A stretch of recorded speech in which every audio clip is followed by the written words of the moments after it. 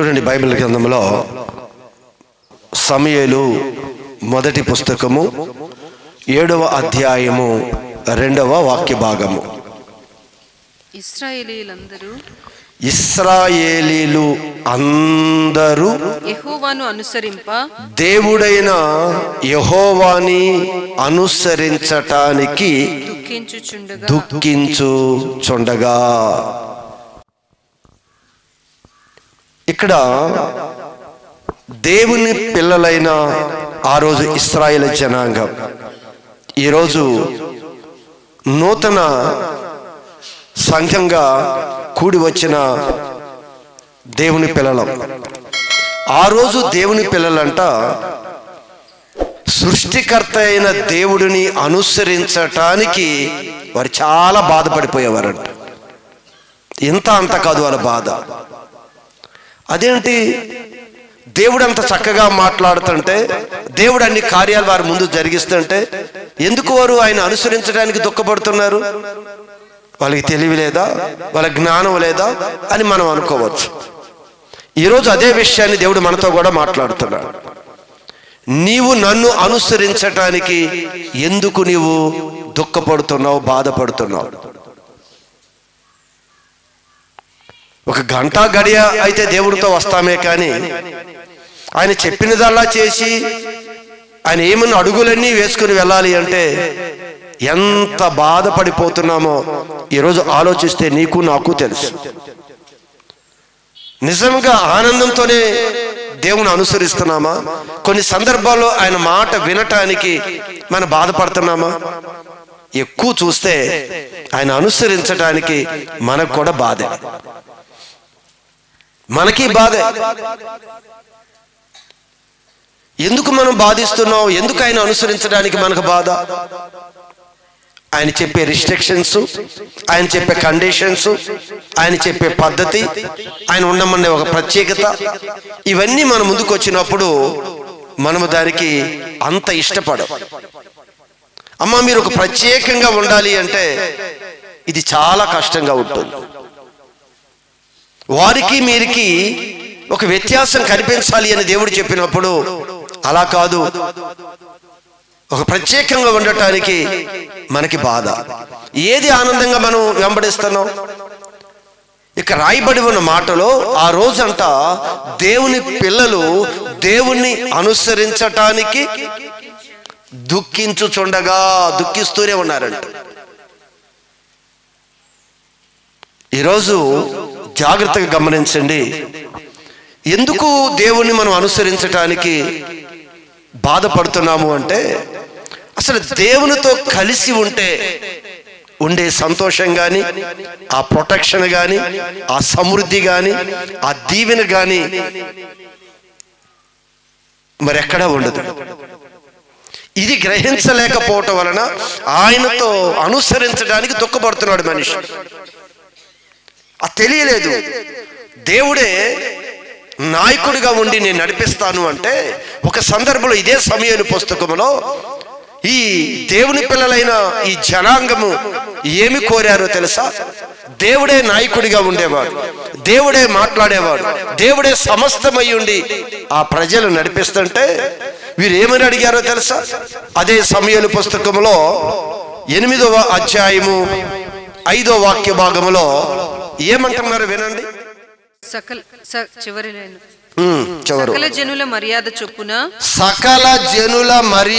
చొప్పున మాకు ఒక రాజును నియమింపుము. మాకు రాజు కావాలి. ఆయన అంటాడు, మీరు ప్రత్యేకంగా ఉండండి, నేను రాజుగా ఉంటాను, నేను నడిపిస్తాను మిమ్మల్ని, మీ ప్రతి అక్కర అవసరత నేను తీరుస్తా, మీరు ఒక ప్రత్యేకమైన జనాంగంగా రండి. ఎన్నో మార్లు దేవుడు నిన్ను కూడా బతిమలాడాడు. ఆ రోజు జనాంగం అంట దుఃఖపడుతున్నారంట ఆయన అనుసరించడానికి అంటూ. వారు ఒక దినాన్ని ఏమని ఏడుస్తున్నారో తెలుసా? సమూయేలు దగ్గర, అయ్యా, సకల జనులకి ఏ విధంగా ఒక నాయకుడు ఉన్నాడో, ఒక మంత్రి ఉన్నాడో, ఒక రాజు ఉన్నాడో, మాకు కూడా అలాంటి మనిషి ఒక నాయకుడిగా ఉంటే మాకు కావాలి అని అడుగుతున్నారు. ఒకసారి ఆలోచించండి సంగమా, ఈరోజు అడగటానికి కారణం ఏంటో తెలుసా? దేవునితో కలిసి నడవటం వలన వచ్చే దీవెన ఏంటో వారికి అర్థం కాలేదు. ఈరోజు నీకు నాకు కూడా ప్రభువును అనుసరించడానికి చాలా బాధ.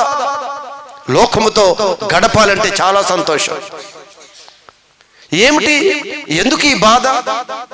మనం ఆరాధించే దేవుడు జీవము కలిగిన వాడు, మనం ఆరాధించే దేవుడు పరిశుద్ధుడు, సమీపింపరాని తేజస్సులో ఉంటున్న దేవుడు. నేను మిమ్మల్ని నడిపిస్తానయ్యా అని చెప్పాడు. 40 సంవత్సరాలు ఆ జనాంగాన్ని ఇదిగో అరణ్యంలో నడిపించుకుంటూ తీసుకుని వెళ్ళిన దేవుడు. వీరంటున్నారు, అయ్యా మాకు నువ్వు కాదు నడిపించవలసింది, మాకు అన్ని జనాంగంలో అబ్బా రాజులు ఉన్నారు, ఎంత గొప్పగా ఉన్నారు, అసలు వారి నడిపింపులు చాలా నచ్చాయి, మాకు అలాంటి రాజు కావాలయ్యా అని అడిగారు. దైవ సేవకుడు ఏడ్చాడు. ఇదేంటయ్యా, అసలు దేవుడు మీతో ఉండి దేవుడి మార్గం చూపించి దేవుడు నిత్యము మీతో ఉండి నడిపిస్తాను అంటే ఆ మంచి దేవుని వద్దు అని అదిగో అన్య జనాంగాలు కోరుకునే విధంగా లోక మర్యాద ప్రకారం నీవు కూడా రాజును కోరుకుంటున్నావు. ఈరోజు మనం కూడా దేవుడు మనతో మాట్లాడి దేవుడిని మనం నడిపిస్తుంటే మనం కూడా ఆయనతో నడవటానికి ఇష్టపడటం లేదు. దుఃఖం అందుకే. ఆయన సన్నిధికి రావాలంటే బతిమలు ఆడుకోవాలి. అమ్మ సమయానికి రా, బతిమలు ఆడుకోవాలి. అసలు ఏముందో తెలుసా? అసలు ఆయన సన్నిధిలో ఏముందో తెలుసా? ఆయన మాట ప్రకారం ఆయన రాజుగా ఆయనే సమస్తమయుని మనం నడిపిస్తే ఏ కొదువు ఉందండి? 40 సంవత్సరాలు ఏమన్నా ఇబ్బంది పడ్డారా? అందుకే నీ కళ్ళ ముందు చూపించాడే రాజు నాయకుడిగా, దేవుడే ఒక నాయకుడిగా ఉంటే, ఆయనే మన ఏలుబడి చేసేవాడిగా ఉంటే అసలు ఎంత ప్రొటెక్షన్ మీకు తెలుసా? ఎంత సెక్యూరిటీయో తెలుసా? మనకి ఎంత సమృద్ధి తెలుసా? మీకు ఎంత క్షేమమో తెలుసా? ఇది అర్థం కాక ఈరోజు లోక మర్యాద ప్రకారం నేను కూడా వెళ్ళాలి అనేది ఈ మనుషులు ఈరోజు క్రైస్తవ సంఘాల్లో అలాంటి ఆలోచన చాలా భయంకరమంది. దైవ సేవకుడు ఏడ్చాడు. ఇలానే గుంపుగా వచ్చారంటే జన సమూహం, ఇలానే 100 మంది 1,00,000 మంది సమూహాల దగ్గరికి వచ్చి అడుగుతున్నారు, అయ్యా మాకు సకల జనుల మర్యాద చొప్పున మాకు రాజు కావాలి. వాళ్ళలాగానే మంత్రులు, వాళ్ళలాగానే మినిస్టర్లు, వాళ్ళలాగానే అందరూ అలా పాలించే వాళ్ళు ఉంటే బాగుంటుంది అనగానే దైవ సేవకుడికి ఏడుపు వచ్చింది, బాధేసింది, కన్నీరు కార్చాడు, ఏడుస్తున్నాడు. ఇదేమిటి? దేవుడిని మనం నడిపిస్తాను అంటే దేవుడు కాదు, ఇదిగో వాళ్ళందరిని చూసి లోకాన్ని చూసి అలాంటి పద్ధతి కావాలని కోరుకుంటున్నారు వీరు. అంటే వీరికి ఇంకా అర్థం కాలా. దేవుడు నడిపిస్తే ఎలా ఉంటుందో ఆ దీవెన ఏంటో ఆశీర్వాదం ఏంటో ఈరోజు అర్థం కాలేదు. కన్నీరు కార్చి ఏడుతున్నాడు దైవ సేవకుడు. ఏడుస్తుంటే దేవుడు వచ్చాడు, ఆ దైవ సేవకుడితో మాట్లాడుతున్నాడు. ఏమని మాట్లాడుతున్నాడు? వారు చెప్పిన మాటలను, అయ్యా సమయాలు ఇదిగో వారందరూ చెప్తున్నారు కదా, వాళ్ళందరూ కోరుకుంటున్నారు కదా, ఇదిగో నేను వద్దనుకుంటున్నారు కదా, ఎవరో రాజు ఒక నాయకుడు కావాలనుకుంటున్నారు కదా, వాళ్ళ ఇష్ట ప్రకారమే చేయి. నన్ను వద్దు అనుకుంటున్నారు కదా, నా నడిపింపు వద్దు కదా వీరికి, నేను నిత్యము వారితో ఉండటం వారికి ఇష్టం లేదు కదా, ఈ ఉపదేశం చెప్తే ఈ మాటలు చెప్తే కోపం వస్తుంది వీరికి. ఒక పని చేయి, వారు కోరుకున్నదే చేయి. నువ్వు చూడు ఏం చెప్తున్నాడు, చూడండి ఒకసారి. జనులు నీతో చెప్పిన మాటలన్నిటి ప్రకారము జరిగింపుము. ఈ జనులు నీతో చెప్పిన ప్రకారం నీవు జరిగించు. వారు నిన్ను విసర్జింపలేదు గాని, వారు నిన్ను విసర్జించలేదు కానీ తమను ఏలకుండా, వారిని ఏలకుండా నన్నే విసర్జించి ఉన్నారు. వారు చెప్పిన మాటలకు అంగీకరించుము. వారు చెప్పిన మాటకు అంగీకరించి మరొకటి అంగీకరించమని. అయితే వారిని ఏలబోవు రాజు. చూసారా వీళ్ళేమడుగుతున్నారో? దేవుడే దిగి వచ్చాడు, ఏడుస్తున్నాడు దైవ సేవకుడయ్యా.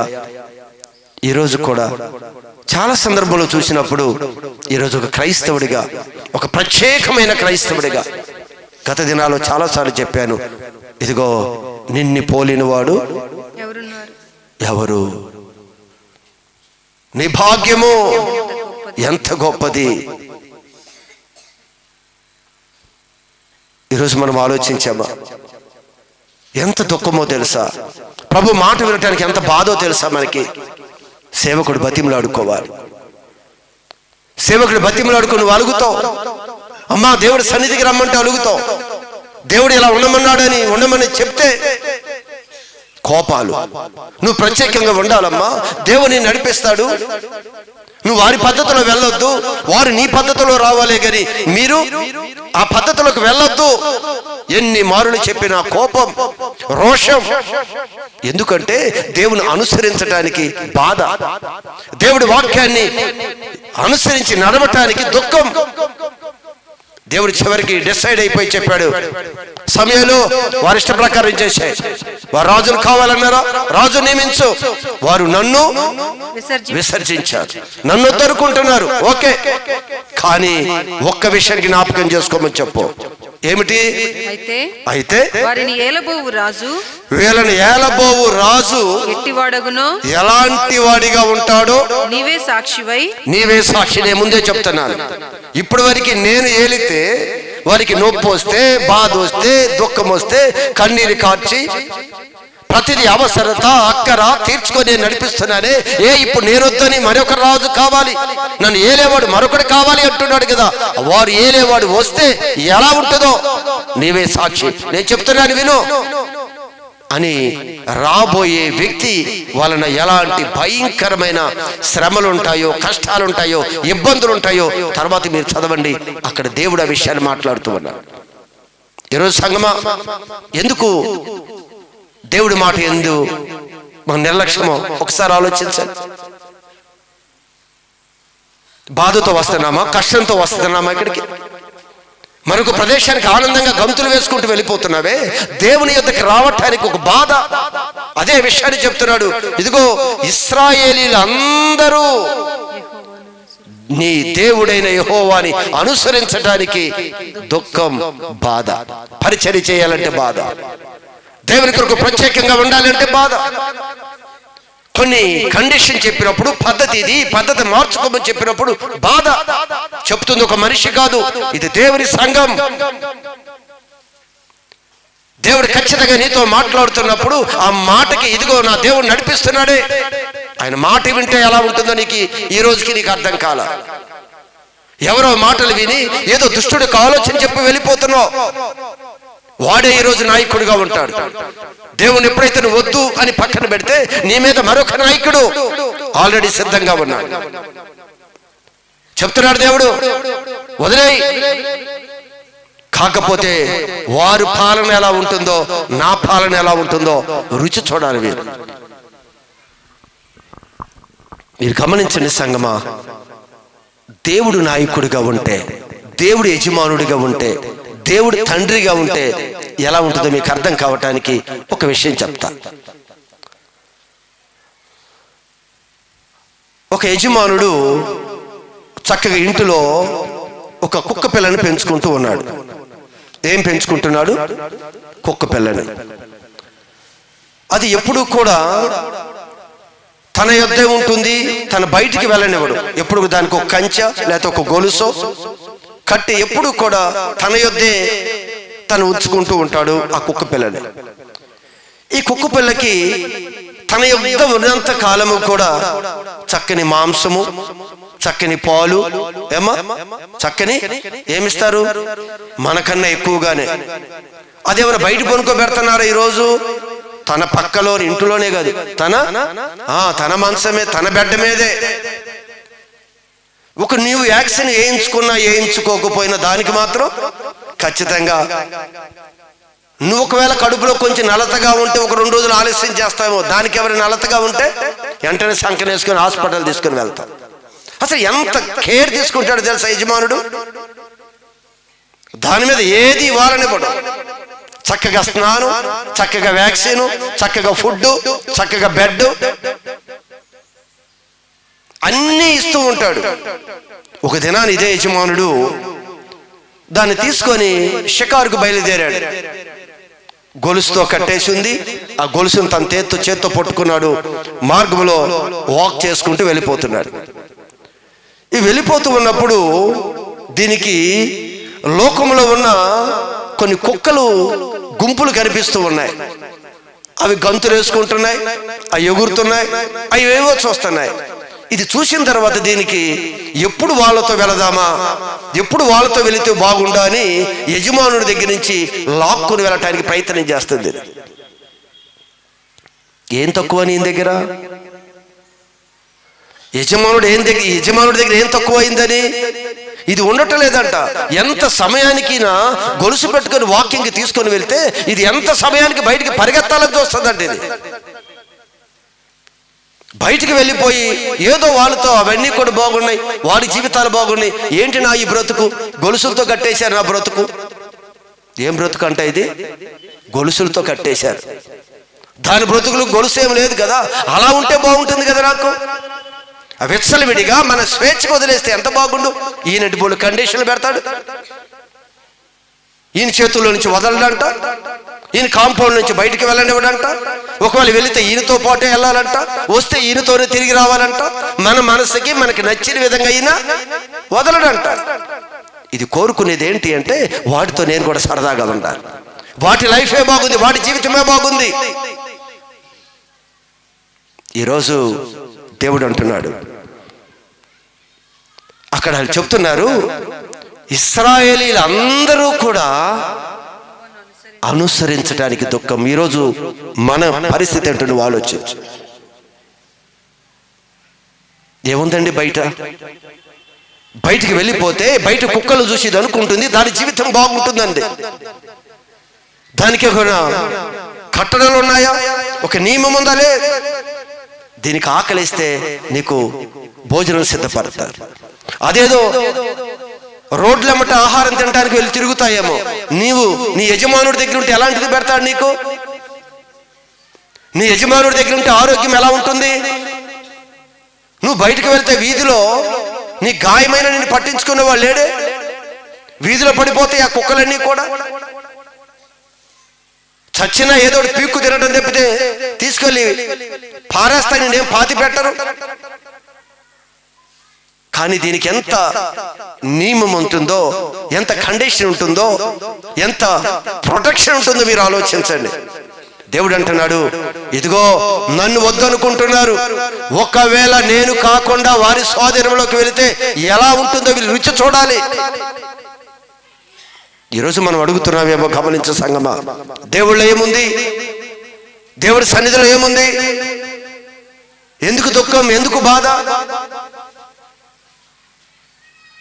ఎందుకు మనం ఏం చేస్తున్నాం? ఒక్కసారి ఆలోచించండి. ఈరోజు లోకాన్ని చూసి, లోకంలో ఉన్న సౌందర్యాన్ని చూసి ఎంత సమయానికి వెళ్ళిపోవాలని చూస్తున్నావే. ఏం కుదివిచ్చాడు దేవుడి సన్నిధిలో? ఏముందో నీకు అర్థమైందా? దేవుడు బాధపడుతున్నాడు. సమయంలో ఎందుకు నువ్వు దుఃఖపడద్దు, నువ్వు బాధపడద్దు. నిన్ను కాదు కదా వద్దు అనుకుంది, నన్నే వద్దన్నారయ్యా. ఈరోజు ఒకవేళ అలాంటి మనసు మనకుందేమో, ఎంత సమయానికి ఎక్కడికో వెళ్ళి ఏదో చెయ్యాలి, ఎవరితో తిరిగి ఏదో ఆనందాన్ని అనుభవించాలి నువ్వు అనుకుంటున్నావు. దేవుడి దగ్గర ఉన్న ప్రొటెక్షన్ నీకెక్కడ దొరకదు. ఆ రోజు జనాంగమే కాదు, ఈరోజు మనం కూడా దుఃఖపడుతున్నామేమో, మనకు కూడా బాధపడుతున్నామేమో. ఎలా? అందుకే దేవుడు అంటాడు, నువ్వు మనుషులు సంతోష పెట్టగోరుచున్నావా, దేవుని సంతోష పెట్టగోరుచున్నావా? ఇప్పటికీ ఇన్ని సంవత్సరాల ఆత్మీయ జీవితంలో ఎదిగిన తర్వాత కూడా మనుషులు సంతోష పెట్టడానికి నీ భక్తి అయితే నువ్వు నా కుమారుడివి, కుమార్తెవి కాదు. ఇన్ని సంవత్సరాల వాక్యం విన్నావు కదా, ఇన్ని సంవత్సరాల ఉపదేశం విన్నావు కదా, ఏది మంచో ఎక్కడ క్షేమమో నీకు అన్నీ తెలిసిన తర్వాత కూడా ఈరోజు దేవుని అనుసరించడానికి ఒక బాధ, దేవుడి సన్నిధిలో గడపటానికి బాధ, దేవుడు చెప్పిన మాట వినటానికి బాధ, ఒక ప్రత్యేకంగా ఉండమాట నేను ఉండను, అది బాగుంది, అక్కడ క్షేమం లేదు. భక్తులు అనుకున్నారంట, అబ్బో వారి క్షేమం బాగుంది, వారి మిద్దెలు మేడలు ఆనందంగా ఉన్నారు, ఏంటి నా జీవితం అంటే దేవుడు అంటున్నాడు, వారు ఎక్కడ ఉన్నారో నీకు తెలుసా? నీకు తెలియదు. నువ్వేదో మిద్దెలు మేడలు చూస్తున్నావే, ఏదో వైభవాన్ని నువ్వు చూస్తూ ఉన్నావు.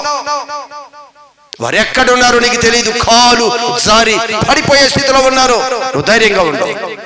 వారి అంతమేంటో నీకు తెలీదు. ఏం చూసి మనం ఎగిరిపడతాం? ఎక్కడికి వెళ్తే ఏముంది అనుకుంటున్నావు? దేవుడు అంటాడు, భక్తుడు అనుకుంటున్నారంట ఎంత బాగుంది లోకం, ఎంత బాగుందో అన్నీ చూస్తూ ఉండగానే దేవుడి సన్నిధికి వచ్చి ఏడ్చాడంట. దేవుడు చూపించాడంట, అయ్యా ఇంకా ఏంటి నువ్వు అనుకుంటున్నావు? లోకం బాగుందయ్యా, లోకంలో సౌందర్యం బాగుంది, లోకంలో మిద్దెలు బేడలు బాగున్నాయి, లోకంలో చూస్తున్నప్పుడు అదే కావాలనిపిస్తుంది. అది ఎక్కడున్నారో చెప్పనా అని చెప్పి దేవుడు అర్థమయ్యే విధంగా చెప్పాడు. వారు కాలు జారి అక్కడ ఉన్నారు. జస్ట్ వారు కాలు జారి ఎక్కడికి వెళ్ళిపోతారో అగాధంలోకి వెళ్ళిపోతారో నీకు తెలియదు. వారి అంతం ముగింపు నీకు అర్థం కాదు. నీ ముగింపుకి వారి ముగింపుకి బోల్డ్ వ్యత్యాసం ఉందని చెప్పాడు. అప్పుడు అర్థమైంది. ఈరోజు నీతో కూడా మాట్లాడుతున్నాడు ఆయన. నిజంగా నువ్వు బాధతో దేవుడి సన్నిధికి వస్తున్నావా? బాధతో ప్రార్థన చేస్తున్నావా? దేవుడి సన్నిధి అంటే పరిగెత్తుకుంటూ దేవుడి సన్నిధికి రావాలి. ఇంతకన్నా ముఖ్యంగా మనం దేన్ని చూస్తున్నాం? కుక్క పిల్ల ఈడ్చుకుని వెళ్ళిపోతుండే, వెళ్ళిపోవాలి వెళ్ళిపోవాలి వెళ్ళిపోవాలి వెళ్ళిపోవాలి. పరిస్థితి ఏమవుతుంది? ఒకవేళ దాని కోరిక మీద వదిలేస్తే ఏమవుతుంది? ఎందుకు దేవుడు నిన్ను విడిచిపెట్టట్లేదో తెలుసా? నువ్వెన్ని రకాలుగా చెప్పినా ఆయన మందలిస్తున్నాడు, దండిస్తున్నాడు, నిన్ను అక్కడే ఉంచుతున్నాడు. కారణం ఒకవేళ ఆయన విడిచిపెడితే జీవితము ఒక్కసారి దేవుడు ఈరోజు నీతో చెప్తున్న ఒక ఉపమాన రూపంలో చెప్తున్న ఒక భావాన్ని నువ్వు అర్థం చేసుకో. మనం కూడా అదే కోరుకుంటున్నాం. వీధిలోకి వెళ్ళగానే మనసు ఎక్కడికో వెళ్ళిపోతుంది. వారి కట్టడల్లో వాళ్ళకి నియమం లేదు, మాకన్ని గొలుసులతో బంధించారు మమ్మల్ని. అలానే ఉంటాయి, మనకు కూడా అలానే ఉంటాయి. ఎవడు చూసినా బంధించినట్టు. ఎక్కడికి మాట్లాడొద్దు అలా. ఇదేంటి మాట్లాడుతూ ఊరుకోడు? ఇది సరదాగా మాట్లాడుకుంటూ ఊరుకోడు. ఈయన ఊరుకుంటాడా? మరి వాళ్ళు మాట్లాడుకుంటున్నారు, మాట్లాడితే ఊరుకోడు. ఇంకా బోలుడు ఉన్నాయి మనకి. ఏదైనా కూడా జాగ్రత్త, ఇది అడుగేస్తే జాగ్రత్త అంటున్నాడు ఈయన. అక్కడైతే మనకేమి లేవు కదా. పూర్వదినాల్లో మనకేమైనా ఉన్నాయా? ఏమి లేవు. మన ఇష్టమే. నువ్వెవడవి? అన్నిటికీ తగ్గించుకోమంటాడు, అన్నిటికీ ఓర్చుకోమంటాడు. ఓర్చుకోపోతే ఊరుకోడు, క్షమించకపోతే ఊరుకోడు. ఇదొద్దు, ఇదంతా కూడా నాకు నచ్చదు. ఎలాగా నాకు నచ్చదు, నేను రాను, నేను మందిరానికి రాను. అదే బాధ. మీకు అర్థం కావటానికి మరొక విషయాన్ని చూపిస్తాను. చూడండి, 2వ దినవృత్తాంతాల గ్రంథములో అక్కడ ఒక చక్కని సంఘటన 12వ అధ్యాయము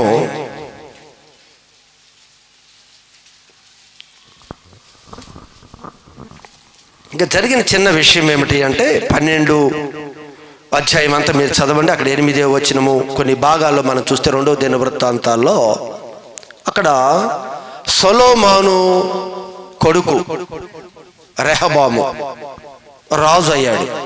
అమ్మ నా వైపు చూడాలి. సొలొమోను రాజుగా ఉన్నాడు. సొలొమోను తన కాలం ముగింపులో తన కుమారుడైన రెహబాము రాజుగా అయ్యాడు. ఈ రాజుగా అయిన తర్వాత కొన్ని సంవత్సరాలు చాలా భక్తితోనే కొనసాగించాడేమో. తన యొక్క రాజ్య పరిపాలన కొన్ని సంవత్సరాల తర్వాత, అంటే అక్కడ రాయబడి ఉన్న మాట ఏమిటి అంటే, తన రాజ్యము తన స్థితి స్థిరపడిన తర్వాత, స్థిరపడినంత కాలం మనం కూడా, నేను దినాన్ని చెప్పాను, అన్ని ప్రభా అని చాలా విధేయత చూపిస్తాం. స్థిరపడిన తర్వాత తెలుసు మనకి, రోగం ఉన్నంత కాలము ఒక విధం, రోగం తగ్గగానే తెలుసు కదా. ఈయన కూడా చెప్తున్నాడు, ఈయన రాజు, ఈయనంట స్థిరపడిన తర్వాత, స్థిరపడి తాను బలపరచబడిన తరువాత, తాను బలపరచబడిన తరువాత అతడును ఇశ్రాయేలీలు అందరూ యెహోవా ధర్మశాస్త్రమును దేవుని యొక్క ఉపదేశమును విసర్జించిరి. మేము ఆ మాట వినం. ఏంటి ఇవన్నీ ఎక్కడ చేస్తాం? స్థిరపడిన తర్వాత మన మాటలు కూడా ఇంతే. ఈ స్థిరపడక ముందు, అంతా కుటుంబం సెట్ అవ్వక ముందు, అన్ని బాధలు, నొప్పులు, రోగాలు ఉన్నంత కాలం ఏం చేయమంటాయి గారు? ప్రార్థన ఎన్ని గంటలకు లెగమంటారు? ఎన్ని గంటలకండి? ఏ వాగ్దానాలు, ఏ వాక్యం పెట్టుకొని ప్రార్థన చేయాలి? అబ్బో బోలుడు అడుగుతారు. ఇప్పుడు రాత్రి నిద్రపోనేవారు, పగలు నిద్రపోనేవారు. అయ్యారు ఎప్పుడు రమ్మంటారు ప్రార్థనకి? మీరు మా ఇంటికి ఎప్పుడు వస్తారు? స్థిరపడిన తర్వాత జాగ్రత్తగా ఈ మాటలు దేవుడు మన కొరకు తన పరిశుద్ధ గ్రంథంలో దాచి ఉంచాడు. గమనించండి. ఏ మనస్తత్వంతో మనం ఉన్నామో ఈరోజు ఈ మనస్తత్వానికి ఆయన ఒక రెమెడీ, అది బాగు చేయటానికి ఒక ఆన్సర్ ఆయన చేయాలనుకుంటున్నాడు. ఆయనంట స్థిరపడ్డాడంట. స్థిరపడిన తర్వాత ఇక దేవుడి వాక్యం వినటానికి ఒప్పుకోలేదు. నేను నా ఇష్టం వచ్చింది చేసుకుంటాను, నా ఆలోచన ప్రకారం వెళ్ళిపోతాను. ఈ రోజు కూడా ఖచ్చితంగా నువ్వు దేవుని యొద్దకి వచ్చే సమయంలో, వచ్చిన దినములో నువ్వు ఏ విధంగా స్థిరపడక ముందు దేవుని యొద్ద ఉన్నావో, ఈ రోజు స్థిరపడిన తర్వాత, నీ పని పూర్తయిన తర్వాత నువ్వు ఎలా ఉన్నావు?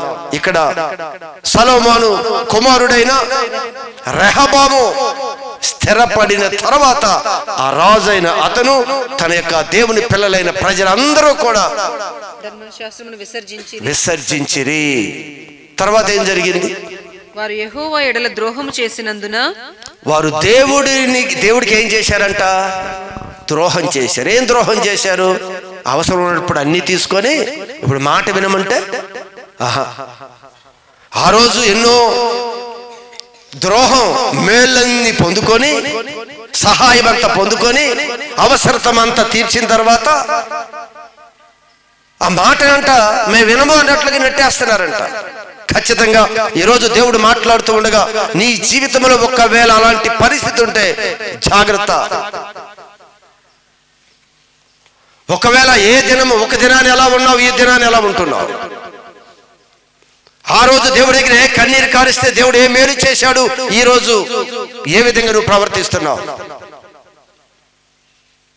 అయితే అక్కడ దేవుడు ఒక చెప్పిన మాట ఏమిటి అంటే, నన్ను సేవించుటకును భూరాజులకు దాసులవుటకును ఎంత భేదమున్నదో వారు తెలుసుకొనున్నట్లు. ఇక్కడ ఏం జరిగింది అంటే, ఇతని మీదకి ఐగుప్తు రాజు యుద్ధానికి వచ్చాడు. ఒక విధంగా చెప్పాలి అంటే దేవుడి గిల్లి పంపించాడు. వీళ్ళు మాట వినటం లేదు కదా, వీరు మాట లోబడటం లేదు కదా, అంతా స్థిరపడ్డారు, బాగానే ఉంది, మాకెవరు తిరుగులేదు అనుకుంటున్నారు కదా. అప్పుడు వచ్చాడు ఐగుప్తు రాజు యుద్ధానికి. వచ్చినప్పుడు వీరంట ఏడ్చారు, బాధపడ్డారు, బతిమలాడుకున్నారు దేవుని యొద్ద. దేవుని యొద్ద బతిమలాడుకున్నప్పుడు దేవుడు చెప్పిన విషయం ఏమిటి అంటే, వారికి నేనేం చేస్తాను సహాయం అని చెప్పాడు. వారి నుండి మీకు విడుదల, వారు తమ్మును తాము తగ్గించుకునిరి కనుక. అది వీరేం చేశారు అంటే, ఎప్పుడైతే శత్రురాజు వచ్చాడో వెంటనే దేవుని ఎదుకు వచ్చి, ప్రభా నన్ను క్షమించయ్యా, మూర్ఖంగా నీ మీద తిరుగుబాటు చేశావు, స్థిరంగా ఉన్నామని తిరుగుబాటు చేశావు, మరలొచ్చి పిడుగు లాంటిది నా మీద పడిపోయింది. పడగానే ఏమంటున్నారు అక్కడ? వారు తమ్మును తాము తగ్గించుకొనిరి కనుక నేను వారిని నాశనము చేయక శీషకు ద్వారా నా ఉగ్రతను యెరూషలేము మీద కుమ్మరింపక త్వరలోనే వారికి రక్షణ దయచేసేదను. అది అంటున్నాడు, త్వరలో నేను రక్షణ దయచేస్తాను. ఎవరిని చంపడంట? వీరిని నాశనము చేయక. వీరు పశ్చాత్తాపడ్డారు కదా, దుఃఖపడ్డారు కదా, మేము నాశనము చేయను. ఐగుప్తు రాజు ద్వారా నా ఉగ్రతను యెరూషలేము మీద కుమ్మరింపక. అది ఐగుప్తు రాజు ద్వారా నా ఉగ్రతని ఈ ప్రజల మీద కుమ్మరించబడేదే. ఈ లోపు వీళ్ళందరూ ఏం చేశారు? పశ్చాత్తాపడ్డారు, బాధపడ్డారు. కానీ దేవుడు చెప్తున్నాడు, నా ఉగ్రత కుమ్మరింపక త్వరలోనే వారికి రక్షణ దయచేస్తాను. త్వరలోనే, ఇప్పుడే కాదు, త్వరలో అంటే ఏంటి? ఇమీడియట్లీనా అమ్మా? త్వరలో నేను చేస్తానంటే ఏంటి? ఈరోజు చేస్తాననే కాదు కదా, ఇప్పుడు చేస్తానని చెప్పటలేదు దేవుడు. త్వరలో చేస్తాను. అయితే ఈరోజు మన జీవితాలు జాగ్రత్తగా గమనించండి.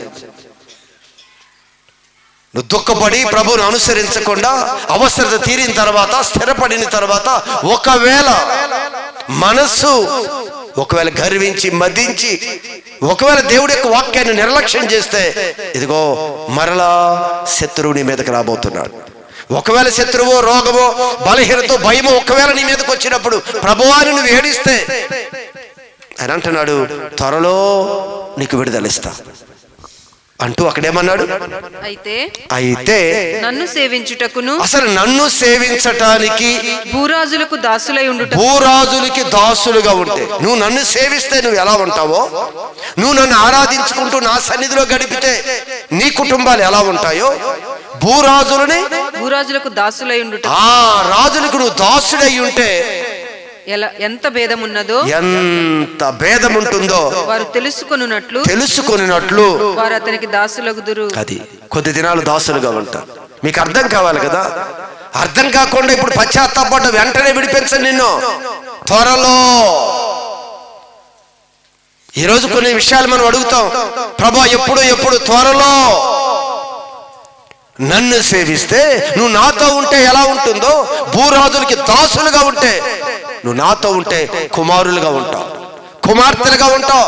నువ్వు నాతో ఉంటే కుమార్తెలుగా సమస్త దానికి నువ్వు వారసుడిగా ఉంటావు. కానీ వారికి దాసుడు ఎలా ఉంటారంట అక్కడ? పనివారిగా ఉంటారు. ఎట్టి పని చేపిస్తాడు.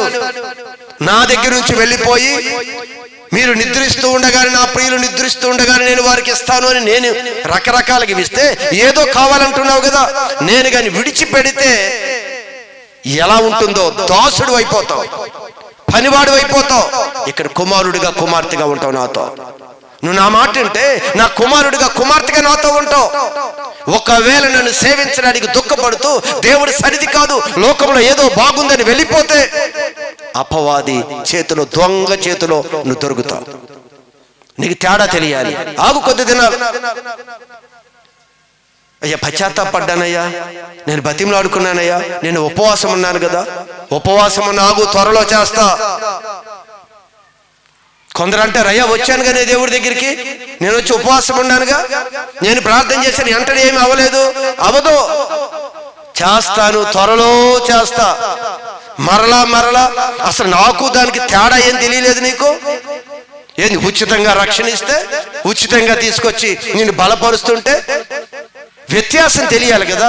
నువ్వు దాసుడిగా ఉంటే బాగుంటుందో, నా కుమారుడిగా కుమార్తెగా ఉంటే బాగుండో నీకు తెలవాలి, తెలిసి రావాలి అని చెప్పాడు. సంగమా గమనించు. దేవుడు ఎందుకు దినమంతా చేతులు చాపి ఆయన ఎందుకు పిలుస్తున్నాడు ఒకసారి నువ్వు అర్థం చేసుకో. వస్తున్నా ఎంత నిర్లక్ష్యమో తెలుసా ఈరోజు క్రైస్తవుడికి. ఒకప్పుడు కన్నీరు కార్చేవే, ఒకప్పుడు బతిమలాడవే, ఒకప్పుడు చేతులు చాపేవే. ఆరోగ్యం వచ్చింది, ఆనందం వచ్చింది, సమృద్ధి వచ్చింది, ఏ కొదువ లేదు. దేవుడి సన్నిధి అవసరం లేదు. లోకంలో ఏదో కావాలి, వారు కడిపే వారు దేవుడు. ఏం కావాలి? దేని కొరకు దేవుడు? ఒక్క విషయం మీరు గమనించండి. ఈరోజు ఏదో అయిపోతుంది, వెళ్ళిపోతుంది అనుకుంటున్నావేమో. ఖచ్చితంగా వారి జీవితాలు ఎలా ఎంటర్ అయిపోయిందో మన జీవితంలో కూడా అలానే ఎంటర్ అయిపోబోతుంది అనేది దేవుని యొక్క హెచ్చరిక. ఇది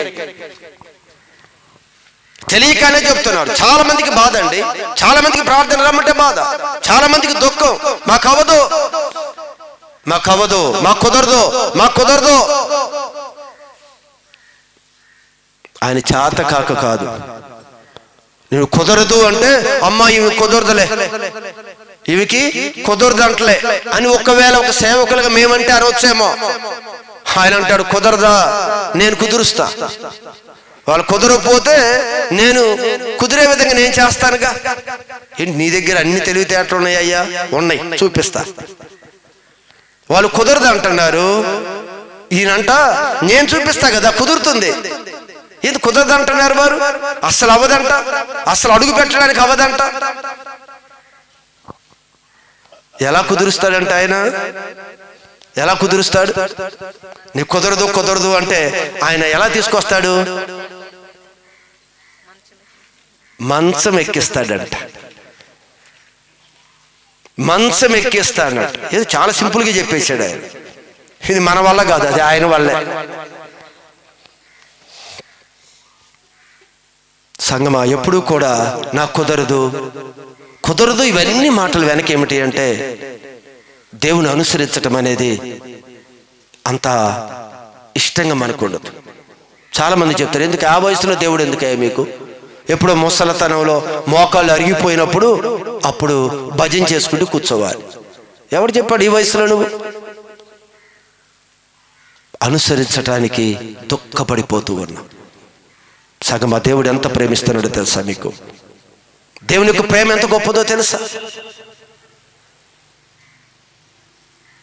ఒక్కసారి ఆ ఉపమానాన్ని ఒక్కసారి నువ్వు ధ్యానిస్తే నిజంగా ఆ కట్టడ, ఆ కట్టుబాటు, ఆ దానిలో ఉన్న ప్రొటెక్షన్ ఎంతో, దానిలో ఉన్న దీవెన ఎంతో, దానిలో ఉన్న సమృద్ధి ఎంతో, దానిలో ఉండే ఆరోగ్యం ఎంతో ఎప్పుడైనా ఆలోచించావా?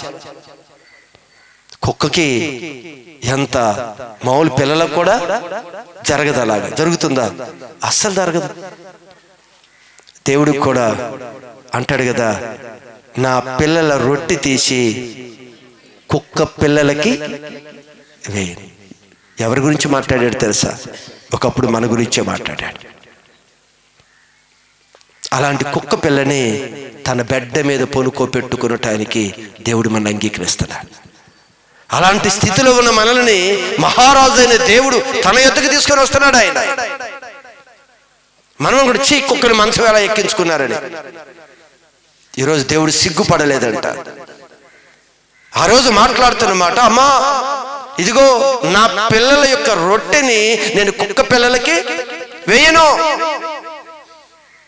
కానీ ఈరోజు మనకు ఆ రొట్టె ముక్క పెట్టి, తన బెడ్డ మీద పొనుకోబెట్టి, చక్కటి ద్రాక్ష రసం ఇచ్చి, చక్కటి ఆరోగ్యం ఇచ్చి తన పక్కన ఉంచుకుంటానికి ఇష్టపడ్డాడు ఆయన. అందుకే అంటున్నాడు,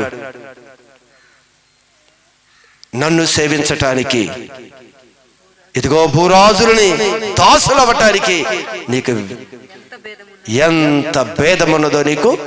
అమ్మ కూర్చోవాలి. ఎంత భేదమున్నదో నీకు తెలియాలి. ఖచ్చితంగా నిన్ను నన్ను ప్రేమిస్తున్నాడు దేవుడు. సగమ గుర్తుపెట్టుకో. దేవుడి సన్నిధి అంటే నిర్లక్ష్యం చేయొద్దు. ఒకవేళ దేవుడు నిన్ను బాగు చేశాడు, దేవుడు నీ పట్ల కృప చూపాడు, కానీ ఒకవేళ నిర్లక్ష్యం చేస్తే, నా సమయం దొరకదు, నేను దేవుడి సన్నిధికి రాను, నాకు బోల్డ్ పనులు ఉన్నాయి, పనులు ఎలా ముగించి ఆయన కూర్చోబెట్టాలో ఆయనకి తెలుసు. అలా మాట్లాడద్దు ఎప్పుడు కూడా, అది నష్టానికి. ఒకవేళ నువ్వు మాట్లాడితే ఖచ్చితంగా ఒకరోజు నువ్వు అడిగిన దానికి దేవుడు సమాధానం ఇస్తాడు. ప్రభా నాకు సహాయం చేయను ఆయన, ప్రభా నేను నీతో ఉండాలి అని మంచి మనస్సు మనకు ఉండాలి. ఎంతమందిగా వచ్చా దేవుడి మాటని నీ హృదయాలను భద్రపరచుకో. ఖచ్చితంగా దేవుడు మనల్ని ఎంత ప్రేమిస్తున్నాడో నేను చెప్తున్నాను కదా. ఎంత క్షేమం ఉందో, ఎంత కాపుదల ఉందో, ఎంత అభివృద్ధి ఉందో, ఎంత ఉన్నతమైన స్థితి ఉందో. ఒక కుక్క పిల్ల ఒక ఇంటిలో బెడ్ మీదకి వెళితే మనం ఎంత ఆశ్చర్యం కలుగుతుందో చూసిన వారికి తెలుస్తుంది. దానికి ఎంత సేవలు చేస్తారో. బయట రోడ్డు మీద వెళ్ళే ఒక మనిషిని కూడా ముట్టుకుంటానికి అసహ్యమయ్యే వ్యక్తులు తన ఇంటిలో తనతో ఉన్న కుక్క పిల్లకి చేసే మర్యాద, రాజ మర్యాదలు ఎంత ఘనంగా ఉంటాయో తెలుసా? అసలు మీరు వెళ్ళి అలాంటి గృహాన్ని ఒకసారి చూపించాలి మీకు. మూతుల్లో అవుతాయి, అవి మీద ఎక్కుతాయి, భుజాలు ఎక్కుతాయి, తల ఎక్కుతాయి, ఎక్కువ అన్నీ చేస్తాయి. అంటే ఎందుకు చెప్తున్నాను అంటే, దేవుడు ఒక సమయంలో కుక్క పిల్లలు అనే మాట ఇదిగో మన గురించి మాట్లాడాడు. అదే కుక్క పిల్లని ఈరోజు తనతో ఉంచుకొని ఇదిగో తనకి ఒక గొలుసు కట్టి తనతో ఏ విధంగా ఈరోజు మనిషి తీసుకొని వెళుతున్నాడో దేవుడు మనకు కూడా ఒక మంచి క్రమశిక్షణ, ఒక మంచి కట్టుబాటులతో, వద్దు నువ్వు ముట్టొద్దు, వెళ్ళి అపవిత్రమైన తినొద్దు, నువ్వు నాతో ఉండు, చక్కని ఆహారం పెడతాను, చక్కగా క్షేమంగా ఉంటుంది. అది చూస్తే నిజంగా దేవుడు అలా చేర్చుకున్నాడా?